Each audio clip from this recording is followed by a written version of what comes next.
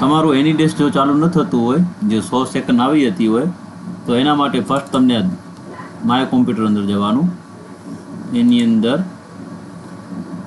Option અંદર જવાનું, ઓપ્શનમાં વ્યૂમાં અંદર જઈ અને અહીંયા કને જે છે ને શો હાઇડ ફાઇલ કરી નાખવાનું અને એપ્લાય કરી અને ઓકે કરી દેવાનું. ત્યારબાદ તમને સી ડ્રાઈવમાં જવાનું, એની અંદર યુઝર્સમાં તમારું જે યુઝર્સ બનેલો યુઝર્સમાં જવાનું. ત્યારબાદ એપ્લિકેશન ડેટામાં જવાનું, એની અંદર એપ્લિકેશન ડેટામાં ત્યારબાદ તમને રોમિંગમાં જવાનું.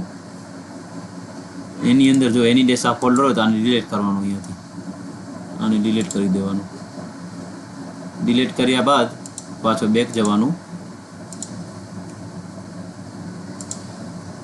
ત્યારબાદ વિન્ડોઝમાં જવાનું, વિન્ડોઝમાં સિસ્ટમ 32 આની અંદર જવાનું. એની અંદર ડ્રાઈવર સ્ટોરમાં જવાનું, એની અંદર ફાઇલમાં એની અંદર જવાનું. આની અંદર એની ડેસ્ક ફોલ્ડર જોવાનું, એની અંદર એક એની ડેસ્ક ફોલ્ડર હોય તો એને ડિલીટ કરી નાખવાનો. મારું આની અંદર મેં હમણાં ડિલીટ કરી નાખ્યું છે એટલે છે નહીં, બરાબર. આ કરી અને તમે પછી એની ડેસ્ક તમારું ચાલુ કરશો એટલે રેડી થઈ જશે તમારું એની ડેસ્ક.